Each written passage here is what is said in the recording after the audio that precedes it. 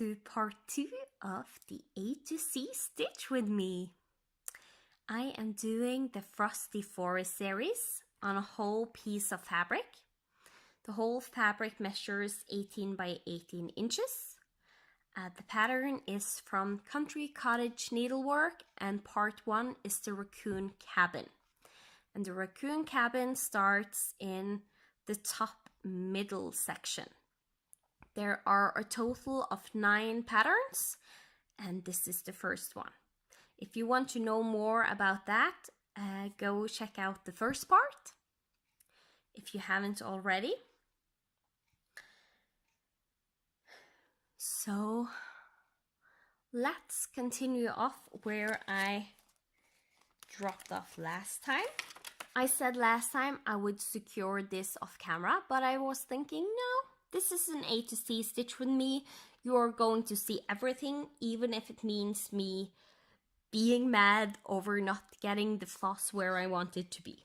So I have turned around my frame, and I will just weave my needle underneath the stitches. And then I usually push the needle a little way through the fabric so I can hold it on the back with my thumb. My thumb is here in the middle, and I have my pointy finger on the needle, the end of the needle, just because then it's easier to play thread chicken. And now I folded the floss and just push it through the loop. And I was lucky that both of the ends wanted to play nice.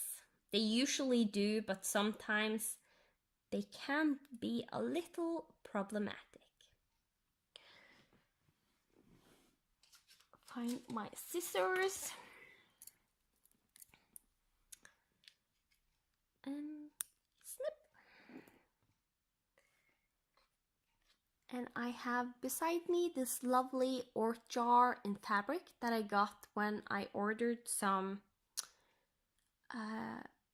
grime guards and a project bag, so that always sits beside me on my stitching. So let's get this turned around again, round and around, and adjust you like this. And we're back. I will continue stitching this border around, and we'll see how much I get to do today, but at least some border, maybe I will start a one of these threes, maybe this one. When counting down here, maybe I will just do as I did in the first part and stop right where I'm supposed to count over to start the 3 top and work my way down. So let's see how far we get.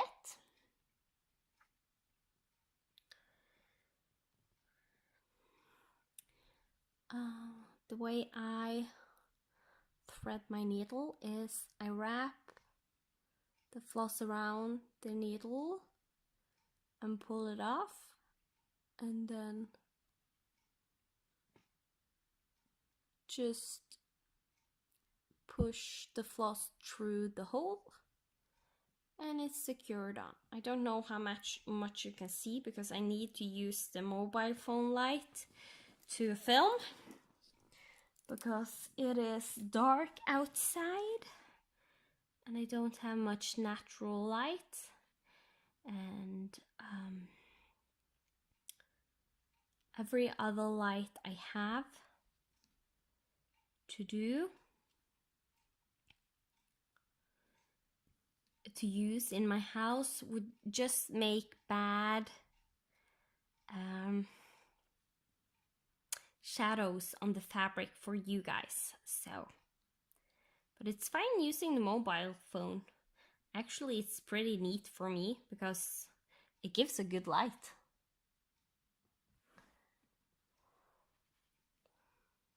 So the fabric is a 32 count pearl gray Belfast linen.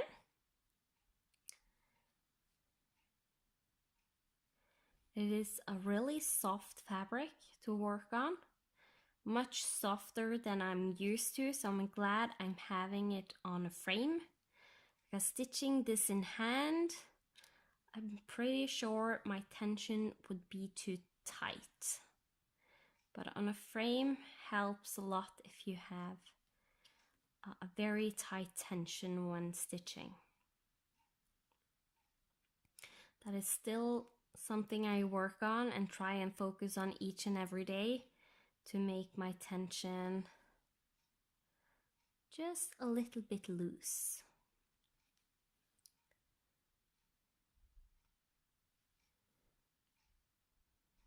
So, and if you wonder where I have all the patterns I showed in the first video, and it's ordered from the patchworkrabbit.co.uk, I think. And they have patterns you can do monthly. So I did the Frosty Forest of the Month Club.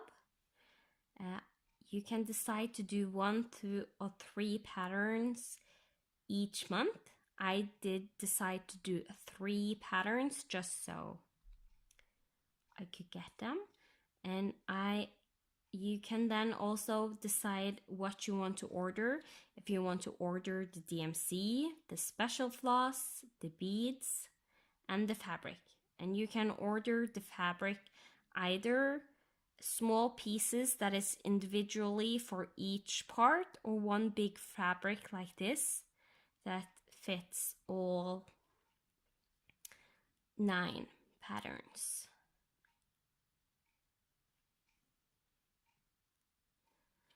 So I need to count. My needle minder is over here, so I need to move it. So you can watch my beautiful snowflake needle minder while I count.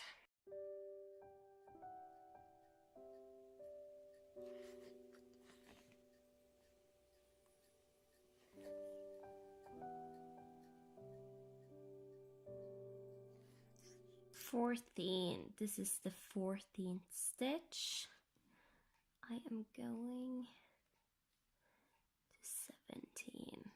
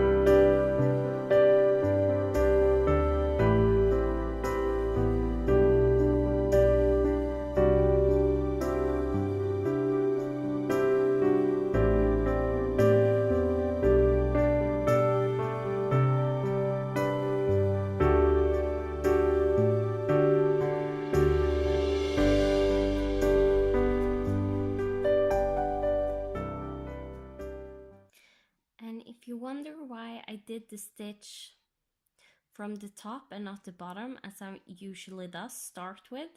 It is so the floss underneath will go on a diagonal, because if it was going down here, you might see it through here where there is a jump. So it's fine to do it when you're supposed to have a stitch here, but I don't necessarily like it when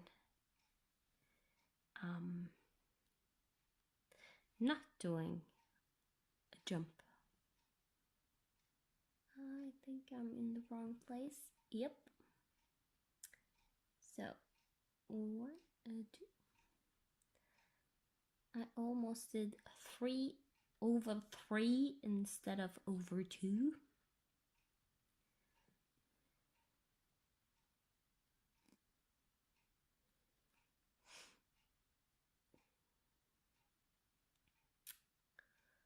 I don't like how these X's are looking. They look just a little bit wrong to me.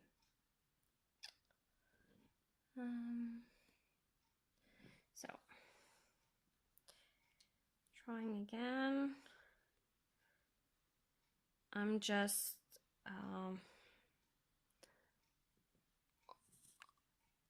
pulling my fingers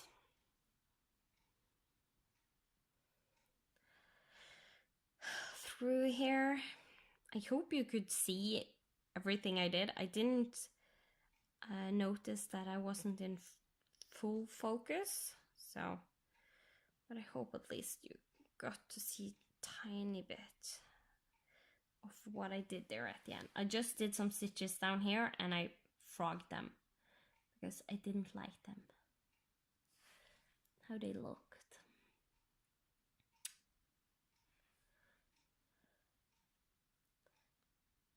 And maybe sometimes helps changing direction. Yeah, those looks, yeah, not on the diagonal.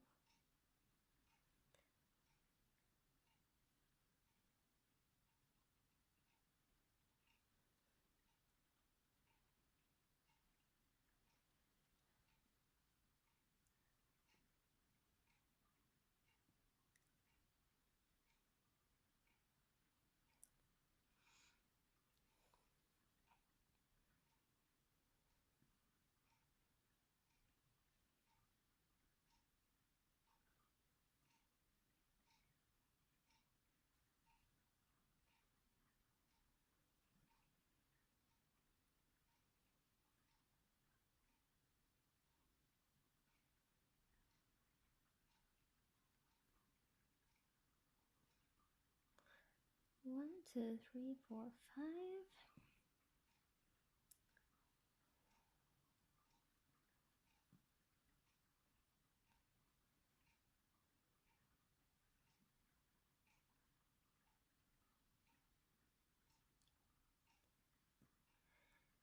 And as you most likely have figured out by now, if I don't talk for a longer period of time, I will mute the sound, maybe speed up the stitching just a little bit, and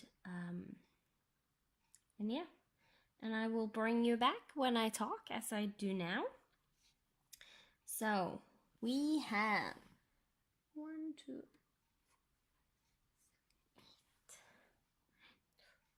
4, 5, 6, 7, 8. Okay, so this floss need to be pin stitched, and I pin stitch now from the top to the bottom, just because that's the direction the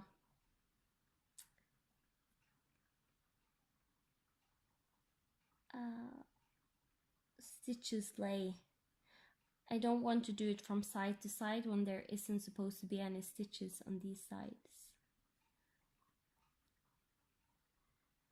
So, and also one thing with pin stitch, if you saw that one time I did the first leg, I did go down in the middle, it slipped under when I was going to the top, so I had to redo it.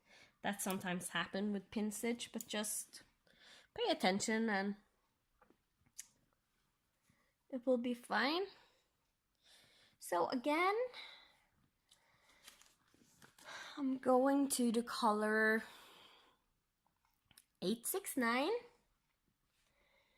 hazelnut brown, very dark hazelnut brown. And I am going to pull one strand of just the little one I have hanging here. We are going to count our way over and start the top of the 3.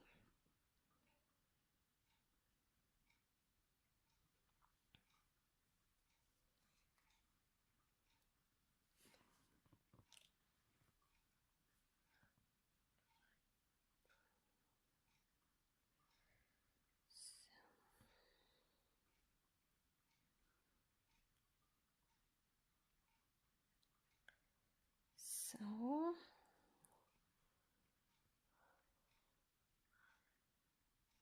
got the floss on the needle. I think I showed last time how I do that, and even though it's a short length, I'm just making the loop method because that is easier, and it's not that small that it's impossible to work with. So, and I was lucky that I managed to squeeze out the last stitch I needed here, because from this stitch over is where the 3 is supposed to start from the top.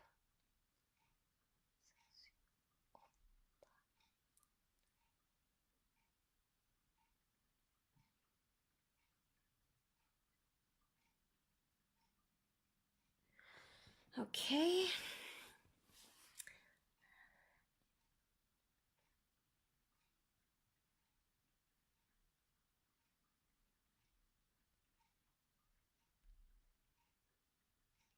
And 8.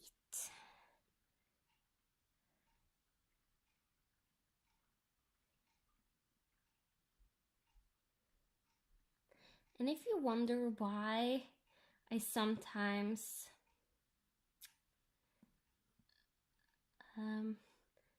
do like this with the needle, I'm just making sure that I'm 1, 2, 3, 1, 2, 3, or just count 1, 2, 1, 2 to make sure I am doing over 2 and not suddenly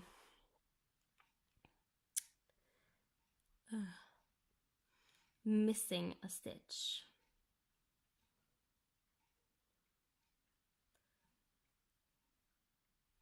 And so far, I have to say this is a really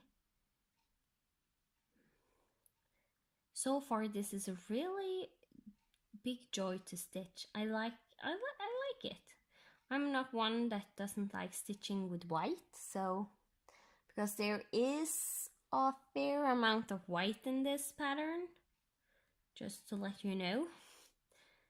So if you hate white, then maybe you should not do this pattern, or maybe this pattern is the one that will make you like to stitch with white. I don't know.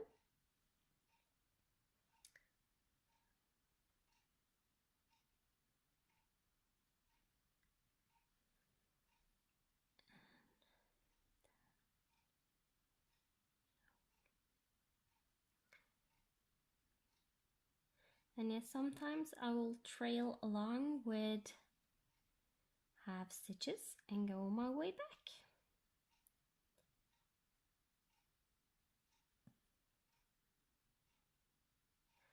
as I did here.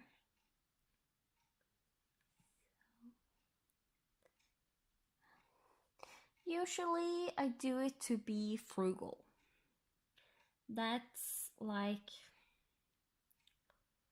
99.99% of the reason why I do things the way I do things is to save floss. You see, I even use the cut-off ends, not like the super small cut-off ends, but some people will like cut off 10 centimeters, which is recommended. In some kits I have seen they recommend when you have about 10 centimeters of floss left, you should be thinking of securing and cutting. I cannot waste that much floss. So I am more like, let us see, maybe 3 centimeters, about that size, before I am thinking of securing. And sometimes it will even be smaller, and I play thread chicken, which I have to say I'm becoming quite an expert in thread chicken. That is my game.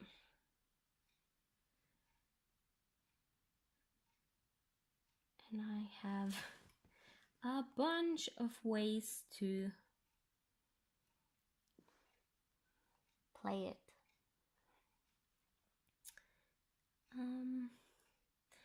I think I need to secure this now, so I'm gonna do a pin stitch.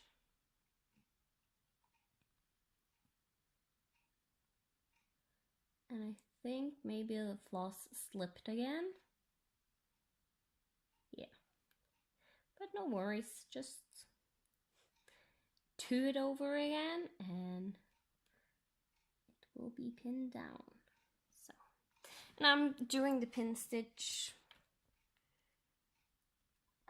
just from the front of the fabric.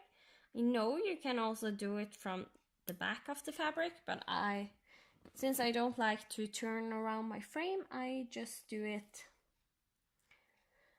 as you saw from the front. So, what to do now? I think maybe one more short length off the 3. Just so it doesn't really look like a 3. It looked like a beginning of a hut right now. Like a little wooden hut in Norway that are made from just like the tree trunks. They have a special way that is called lofting, where they build cottages. And always at the top you have like two planks or tree trunks sticking out on each end at the top. An old way of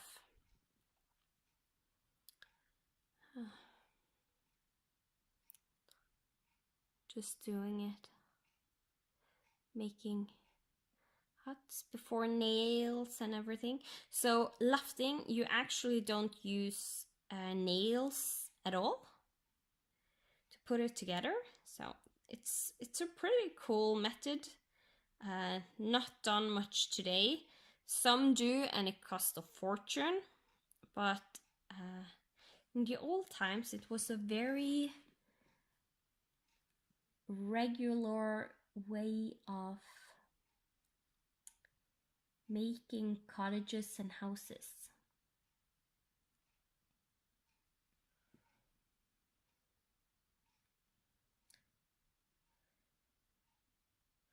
Because you will end up having like really thick walls. Just think for yourself. You use like the 3 trunk to have lying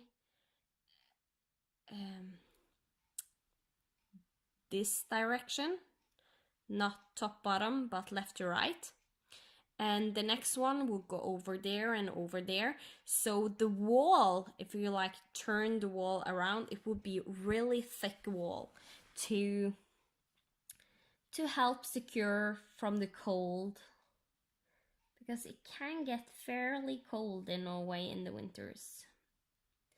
Even though with the climate changes, that is not so noticeable anymore, but we have had a few winters where there was a lot of snow and it was really cold. So it happens from time to time, but with climate changes, we can clearly see, at least down on the west side in the south to the west, that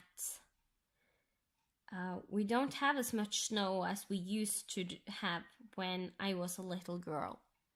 So, and my dad, he always told me that when they were little, there was even more snow than we had when we were small. So the snow is becoming less and less frequent here.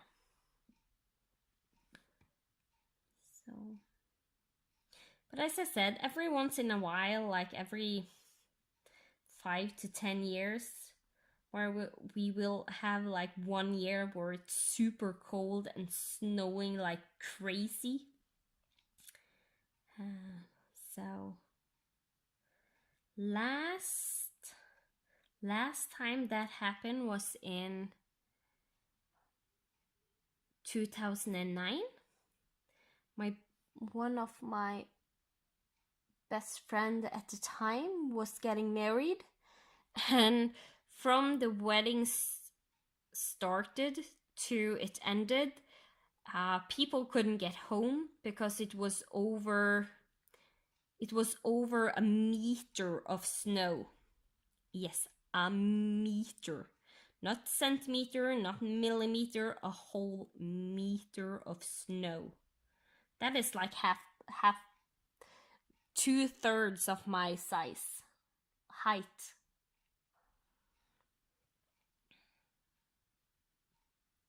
So yeah.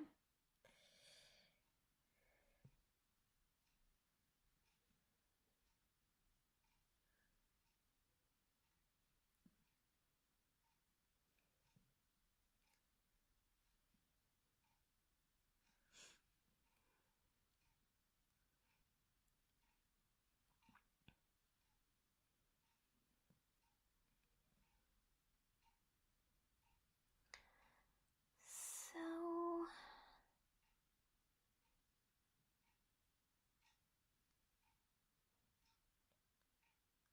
did I count correctly? Oh, I just realized I counted wrong here. It's supposed to be one more stitch on each of these sides.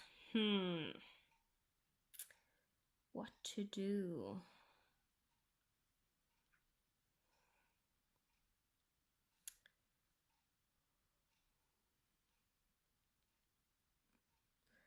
At least I think I'm going to secure this one.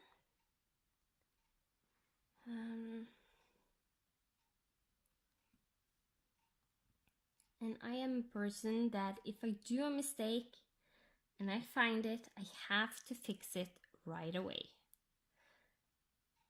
If I put it away and don't fix it, I will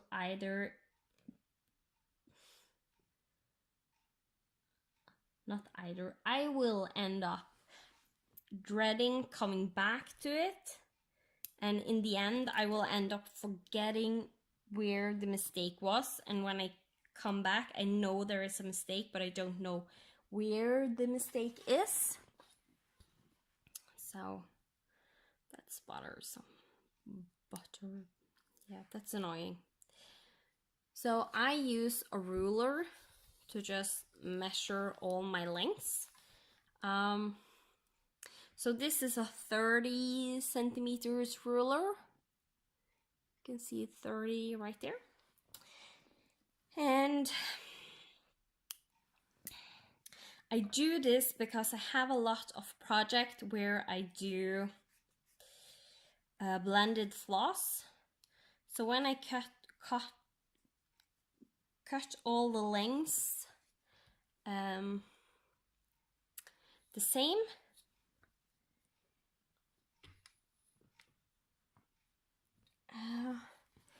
it's easier when I am working with blended floss because I know that one length is as close to the same length you can get. So, and these lengths that I cut off, I will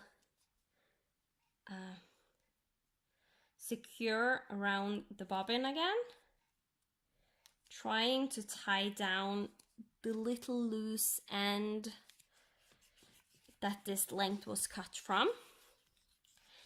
And that is why I normally also put my used lengths that I have used and then cut but still are long enough to reuse around this hole, because when I do a blended thread again, I know that this floss is cut, it's not the correct length. So I know if I go here and take this length, because the other one I did hide, so I know this one is either the cut off length or just I need to make a new length to cut off. I know that will be the correct length to use. So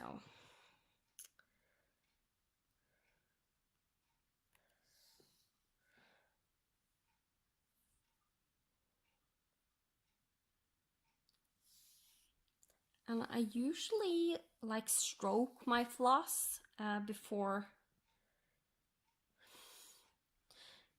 As you can see, this is a bobbin that has been used for a long time, but there isn't really many kinks in it, because if you just stroke it, I know people have problems with bobbins and that the floss can like have kinks. I don't have that problem. As long as I stroke them, it's fine. So, because this is supposed to be, yeah.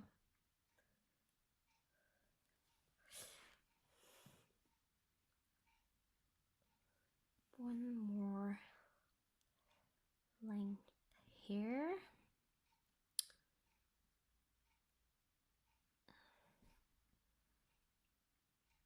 And then I think I will, I don't want to carry over, so I think I will turn around and weave my way at the back up and down here, do this stitch, weave my way back and down here. It might, no, I don't think I want to. No, I don't want to jump. So, turning around, turn around. And let's see, get you in focus. Have to change the direction.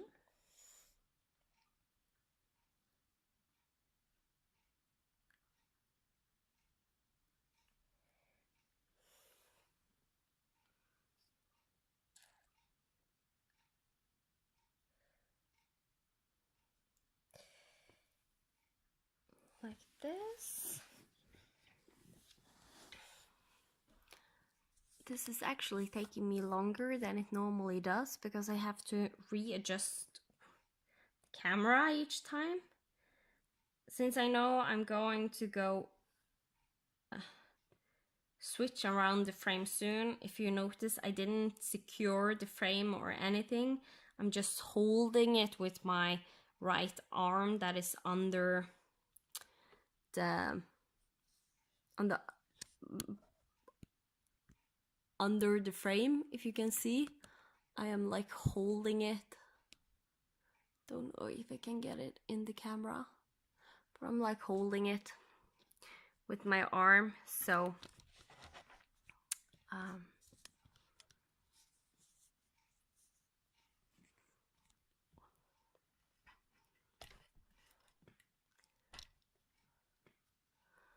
let's see.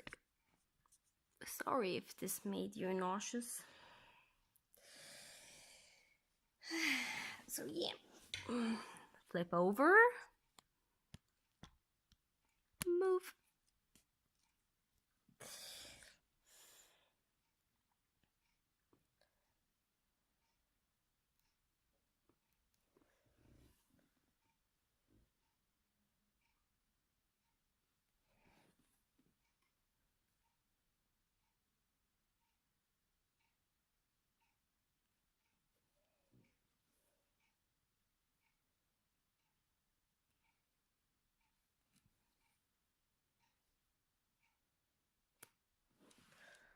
Like this.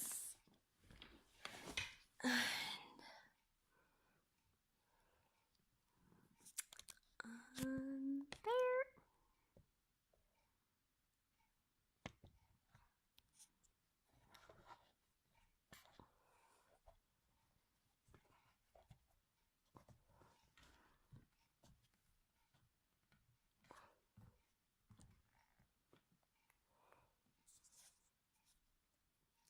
Now we're back.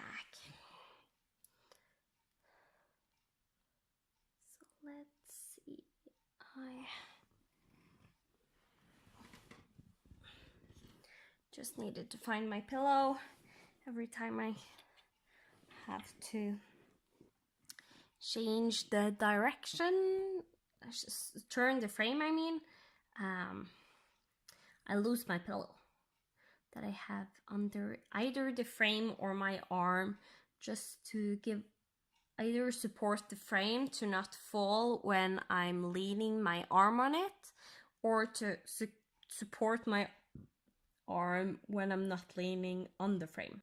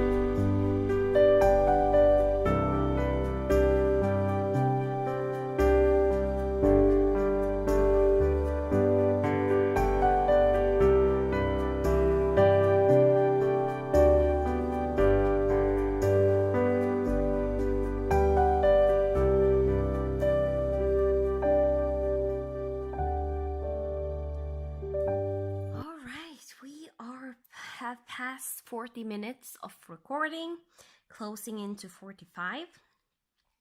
My thinking is that I will do about 45 minutes of recording each episode, and some episodes will have a lot of speed up, some will not, And depending on how much is sped up and how much is not, will depend on how long they are. Plus, some might become 42 minutes, some might end up being 46 minutes of recording, something like that.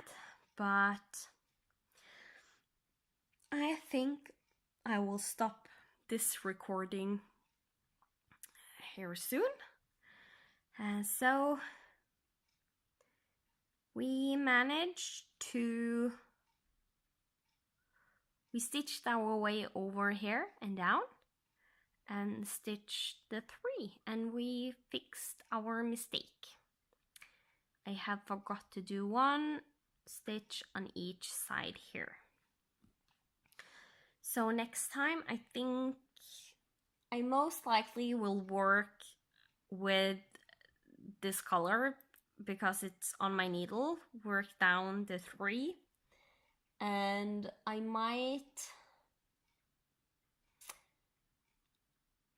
there is a little tiny chance that I may jump over to do the start of the house. We'll see. We'll see how much floss I have. But one length like this usually lasts me a very long time, even though it's folded in 2 to make a loop, to do the loop method. But it's still, when I know I'm doing the loop method, I take an extra long length. So yeah, it's the same length, just, or twice the length, just folded in 2. So it's the same length as if I was working with 1 strand. So, but I will say goodbye for now, and you will see me at a later time. Follow my floss tube updates, and you will get a notice on when the next time this part 3 will come out. So thank you so much for watching. As I said in my last video, if you like this kind of stitch with me, please let me know. If there is anything you maybe is thinking you would want different, let me know. I don't know if I will do it different on this stitch with me, but there is a chance that I can do another stitch with me that I will do the other way, so that I have something for everyone to enjoy. So thank you so much for joining me. I really love this series, and I really love this pattern. I think that the fact that it's the way the numbers are so appealing to me. Like this 3 right here, you have like 5 branches to the side, then you do 5 down, then you have 5 branches to this side, 5 branches to the other side, then 5 more branches down. And I really like the number 5, and it's so, yeah, I think the numbers are very appealing to me. Like also up here, when I started in the middle, there was like 30 stitches going over that I did in the first episode. And when I get stitches like that ends on 10, 20, 30, 40, and so on, that is really appealing. And also all the 5s in the 5 multiplication. I don't know why, that's just how I work. I love the number 10 and 5 to work with. So yeah, so far I enjoy this. So again, thank you so much for watching. Please leave a like and hit the subscribe button if you want a notification on when I release my next part of the A to C stitch with me. Then click the little bell symbol beside my subscribe button, and you will get a notification from YouTube when the next video I do is posted. That will also mean you get notification when I do a floss tube update, but you will also get notification when this is coming out. So again, thank you so much, and I see you next time. Bye.